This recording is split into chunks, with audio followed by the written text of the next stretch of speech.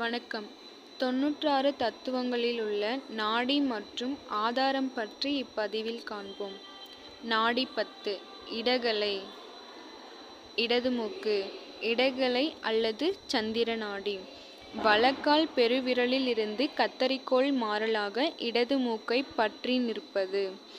அதாவது வலது கால், அதாவது ரைட் சைடு கால் பெருவிரலில் இருந்து கத்தரிக்கோல் மாறாக இடது மூக்கு, லெஃப்ட் சைடு நோஸ், அங்கே நிற்கிறது தான் இடகலை அப்படின்னு சொல்லியிருக்காங்க. அடுத்து பிங்கலை. வலது மூக்கு. பிங்கலை அல்லது சூரிய நாடி அப்படின்னு சொல்லலாம். இடக்கால் பெருவிரலிலிருந்து கத்தரிக்கோல் மாறாக வலது மூக்கை பற்றி நிற்பது. இடது கால், லெஃப்ட் சைடு.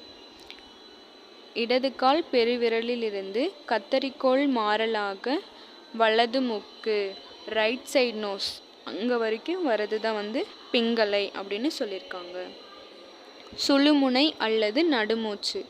மூலாதாரத்தை தொடர்ந்து எல்லா நாடிக்கும் ஆதாரமாய் நடுநாடியாய் சிரசு அளவு முட்டி நிற்பது. மூலாதாரத்தில் ஆரம்பித்து எல்லா நாடிக்குமே ஆதாரமாக இருந்து நடுநாடியாய் சிரசு அளவு, தலை அளவுக்கு முட்டி நிற்கும் அப்படின்னு சொல்லியிருக்காங்க. அடுத்து சிங்குவை அல்லது உள்நாக்கு நரம்பு. உள்நாக்கில் நின்று சோறு தண்ணீர் விழுங்க பண்ணுவது. சிங்குவை என்ன பண்ணுவோம்னா, நாக்கிலிருந்து நம்ம எடுத்துக்கக்கூடிய அன்னம், தண்ணீரை இவை எல்லாத்தையும் விழுங்க பண்ணக்கூடிய ஒரு நாடி அப்படின்னு சொல்லியிருக்காங்க. அடுத்ததாக புருடன் அல்லது வலக்கண் நரம்பு. வலக்கண் அளவாய் நிற்பது. காந்தாரி அல்லது இடக்கண் நரம்பு. இடக்கண் அளவாய் நிற்பது. அத்தி அல்லது வலசெவி நரம்பு. வலக்காதளவாய் நிற்பது. அலம்புடை இடச்செவி நரம்பு. இடக்காதளவாய் நிற்பது. சங்கினி கருவாய் நரம்பு. சங்கினி அல்லது கருவாய் நரம்பு. குறியின் அளவாய் நிற்பது. குறி அப்படின்னா ஆண்குறி அல்லது பெண்குறி. குகு எருவாய் அளவாய் நிற்பது. அபானத்தளவாய் நிற்பது. அடுத்ததாக ஆதாரங்கள் 6. ஃபர்ஸ்ட் ஒன் மூலாதாரம். கால் எலும்பு இரண்டும் கதிர் எலும்பும் கூடிய இடம் குய்யம்.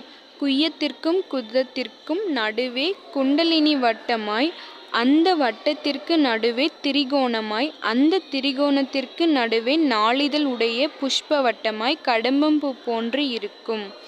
அந்த பூவிற்கு நடுவில் ஓங்கார எழுத்து நிற்கும். அந்த ஓங்காரத்திற்கு நடுவில் விக்னேஸ்வரனும் வல்லபை சக்தியும் எழுந்தருளி இருக்கிறார்கள். நிறம் மாணிக்க நிறம். என்ன சொல்லியிருக்காங்கன்னா, கால் எலும்பு இரண்டும் கதிர் எலும்பு, இந்த ரெண்டு இடமும் கூடுறது தான் குய்யம். குய்யம் குதம் இது ரெண்டுத்துக்கும் சென்ட்ரலில் குண்டலினி வட்டமாக இருக்கும். பார்க்க எப்படி இருக்குன்னா திரிகோணம். அந்த திரிகோணம் அதுக்கு நடுவில் எப்படி இருக்குன்னா 4 இதழ் கொண்ட ஒரு புஷ்பம் இருக்கும். அந்த புஷ்பம் கடம்பம் பூ போல இருக்கும் அப்படின்னு சொல்லியிருக்காங்க. அந்த பூவுக்கு நடுவில் ஓங்கார எழுத்து, ஓம் அப்படிங்கிற எழுத்து இருக்கும். அந்த எழுத்துக்குள்ளே இருக்கக்கூடிய கடவுள் யார் யார் அப்படின்னா விக்னேஸ்வரன் மற்றும் வல்லபை சக்தி. நிறம் மாணிக்க நிறம். அடுத்து சுவாதிட்டானம். மூலாதாரத்தில் இருந்து 2 விரல் கடைக்கு மேலிருப்பது. இது நாற்சதுரமும் அச்சதுரத்தின் நடுவே 6 இதழ்களை உடைய புஷ்ப வட்டமும் அதன் மத்தியிலே லிங்க பீடமும் வீணா தண்டின் அடியில் தங்கி அதன் நடுவிலே நகர எழுத்தும் இருக்கும். அந்த நகர நடுவில் பிரம்மமும் சரஸ்வதியும் வீற்றிருப்பார்கள். இது பிருத்திவியின் கூறாகும். சுவாதிட்டானம் அப்படிங்கிறது மூலாதாரத்திலிருந்து 2 விரல் கடைக்கு மேலே இருக்கும். இது நார் சதுரமாக இருக்கும். அந்த சதுரத்துக்கு உள்ள 6 இதழ்களை உடைய புஷ்ப வட்டம் இருக்கு. அந்த வட்டத்தோட மத்தியில் லிங்க பீடம் இருக்கு. வீணாத்தண்டின் அடியில் தங்கி. வீணாத்தண்டுனா முதுகு தண்டுவடம் தான் வீணாத்தண்டு அப்படின்னு சொல்லியிருக்காங்க. இதனோட நடுவில் வந்து நகர எழுத்து வந்து இருக்கு. இந்த நகர எழுத்துல வந்து யார் யார் வீற்றிருக்காங்க அப்படின்னா பிரம்மன் மற்றும் சரஸ்வதி இருக்காங்க. இது எதனுடைய கூறு அப்படின்னு பார்த்தோன்னா பிருத்திவியின் கூறு அப்படின்னு சொல்லியிருக்காங்க. நிறம் பொன்னிறம். அடுத்ததாக மணிபூரகம் அல்லது மேல்வயிறு அப்படின்னு சொல்லியிருக்காங்க. சுவாதிட்டானத்திற்கு மேல் 8 விரல் பிரமாணத்தில் இருப்பது மணிபூரகம். இது கோழி முட்டையை போன்று 1008 நரம்பு நாடிகளும் சூழ நாடிகளுக்கெல்லாம் வேர் போன்றது. இதை உந்தி கமலம் என்றும் கூறுவர். இது கொப்புளுக்கு நேரில் அப்பு ஸ்தானத்தில் 7ஆம் பிறைக்கு இணங்கி இருக்கும். இதன் நடுவே 10 இதழுடைய புஷ்ப வட்டமாய் அந்த புஷ்ப வட்டத்தின் நடுவே மகர எழுத்து நிற்கும். அந்த மகர எழுத்திற்கு நடுவே மகாவிஷ்ணுவும் மகாலட்சுமியும் வீற்றிருப்பார்கள். நிறம் பச்சை நிறம். ஸோ சிம்பிள் தான். சுவாதிட்டானத்துக்கு மேலே 8 விரல் அளவுக்கு இருக்கிறது தான் வந்து மணிப்பூரகம் அப்படின்னு சொல்லியிருக்காங்க. கோழி முட்டை மாதிரி இருக்கும். அதே மாதிரி 1008 நரம்பு நாடிகளும் சூழ இந்த நாடிக்கெல்லாம் வேர் மாதிரி இருக்கும். மணிப்பூரகத்தை உந்தி கமலம் அப்படின்னு சொல்லுவாங்க. இந்த கொப்புளுக்கு நேரில் அப்பு ஸ்தானத்தில் 7ஆம் பிறை மாதிரி இணங்கி இருக்கும். இதுக்கு நடுவில் வந்து 10 இதழுடைய புஷ்பவட்டம் இருக்கும். 10 இதழுடைய புஷ்பவட்டம் இருக்குது. அந்த புஷ்பவட்டத்துக்கு நடுவில் வந்து மகர எழுத்து வந்து நிற்கும். அந்த மகர எழுத்துக்குள்ளே யார் யார் இருக்காங்க? மகாவிஷ்ணு, மகாலட்சுமி, பச்சை நிறம். இது பாருங்கள், ஆர்டராக இருக்குது. மணிப்பூரகம், மகர எழுத்து, மகாவிஷ்ணு, மகாலட்சுமி. நிறம் பச்சை நிறம். ஓகே. அடுத்து அநாகதம். அநாகதம் அல்லது நெஞ்சம். மணிப்பூரகத்திற்கு 10 விரல் கிடை மேல் பிரமாணம் உள்ள இடம் அநாகதம். இது இதய கமலம் என்று கூறுவர். தேயுஸ்தானத்தில் முக்கோணமாய் இருக்கும். அந்த முக்கோணத்தின் நடுவில் 12 இதழுடைய ஒரு புஷ்ப வட்டமாய் நிற்கும். அந்த புஷ்பத்தின் நடுவில் சிகர எழுத்து நிற்கும். அந்த சிகர எழுத்தின் நடுவில் உருத்திரனும் பார்வதியும் அமர்ந்திருப்பார்கள். நிறம் அக்னி நிறம். அநாகதம்னா மணிப்பூரகத்தில் இருந்து 10 விரல் கடைக்கு மேலே இருக்குது. அதே மாதிரி இதுக்கு இன்னொரு பேர் வந்து இதய கமலம், உந்தி கமலம் அப்படின்னா மணிப்பூரகம், இதய கமலம் அப்படின்னா அநாகதம்.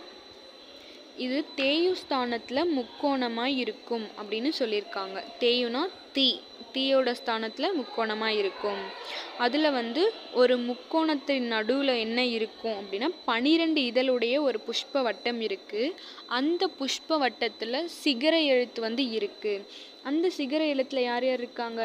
உருத்திரன், பார்வதி 2 பேரும் அமர்ந்திருக்காங்க. நிறம் அக்னி நிறம் அப்படின்னு சொல்லியிருக்காங்க. அடுத்து விசுக்தி. விசுத்தி அல்லது மிடரு. அநாகதத்திற்கு 10 விரல் மேல் இருப்பது விசுத்தியாம். இது கண்ட ஸ்தானத்திலேயே வாயு ஸ்தானத்தில் உள்ளது. அருங்கோணமாய் இருக்கும். இந்த அருங்கோணத்தின் நடுவில் 16 இதழ்களுடைய ஒரு புஷ்ப வட்டமாய் இருக்கும். அந்த புஷ்ப வட்டத்தின் நடுவே வகர எழுத்து நிற்கும். அந்த வகர எழுத்தின் நடுவே மகேஸ்வரனும் மகேஸ்வரியும் வீற்றிருப்பர். நிறம் கருப்பு. So simple. விசுக்தி அப்படின்னா அநாகதம். அநாகதத்துக்கு 10 விரல் மேலே இருக்கிறது தான் வந்து விசுக்தி. இது கண்டஸ்தானம். கண்டம்னா கழுத்து. கண்டஸ்தானத்தில் வாயுஸ்தானத்தில் வந்து இருக்குது. கண்டத்தில் இருக்கக்கூடியது தான் வந்து விசுக்தி அப்படின்னு சொல்லியிருப்பாங்க. இது அருங்கோணமாக இருக்கும். இந்த அருங்கோணத்தில் வந்து 16 இதழுடைய ஒரு புஷ்பம் இருக்குது. அந்த 16 இதழுடைய புஷ்பத்தின் நடுவே வந்து என்ன இருக்குது? வகர எழுத்து இருக்குது. அந்த வகர எழுத்தின் நடுவே யார் யார் இருக்காங்க? மகேஸ்வரனும் மகேஸ்வரியும் வீற்றிருக்காங்க. நிறம் கருப்பு. லாஸ்ட் ஒன் ஆக்கினை. ஆக்கினை வந்து புருவ நடு. இது விசுத்திற்கு 12 விரல் மேல் ஆக்கினை லலாட பீடத்தில் இருக்கும். வீணா தண்டின் முடியுமாய் ஊடுருவி பொன் போன்ற வடிவமுற்று நிற்கும். நெற்றி புருவத்தின் வெளியாய் ஆகாய ஸ்தானத்தில் 3 இதழுடைய ஒரு புஷ்பத்தின் வழியே யகார எழுத்து தோன்றி நிற்கும். அந்த யகாரத்தின் நடுவே சதாசிவமும் மனோன்மணியும் வீற்றிருப்பர். விசுக்தியிலிருந்து 12 விரலுக்கு மேலே இருக்கும். அதே மாதிரி லலாட பீடத்தில் இருக்கக்கூடியது.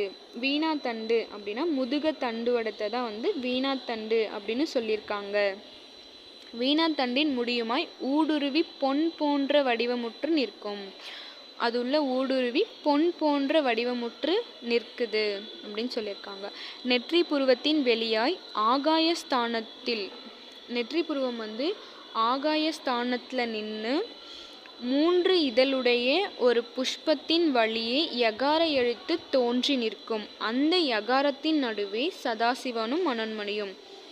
3 இதழுடைய ஒரு புஷ்பம் இருக்குது. அந்த 3 இதழுடைய புஷ்பத்துக்கு நடுவில் யகார எழுத்து இருக்குது. யகார எழுத்துக்கு நடுவே சதாசிவமும் மனோன்மணியும் வீற்றிருக்காங்க. நிறம் படிக நிறம். இப்போ இந்த எழுத்தெல்லாம் எப்படி ஞாபகம் வச்சுக்கலாம் அப்படின்னா, மூலாதாரம், சுவாதிட்டானம், மணிப்புரகம், அநாகதம், விசுத்தி, ஆக்கினை. இதில் பாருங்களேன், அந்த எழுத்து ஈஸியாக இருக்குது. ஓம் நம சிவாய. ஓம் மூலாதாரம், நா சுவாதிட்டானம், மா மணிப்பூரகம், சி அநாகதம், வா விசுத்தி, யா ஆக்கினை. இப்படி ஈஸியாக ஞாபகம் வச்சுக்கலாமா? அதே மாதிரி பஞ்சபூதத்தோடு ஒப்பிட்டு சொல்லியிருப்பாங்க. பிருத்வி அப்படின்னா சுவாதிட்டானம். அதே மாதிரி தான் ஒவ்வொன்றுத்துக்கும் அந்த ஆர்டரில் சொல்லியிருக்காங்க. நன்றி.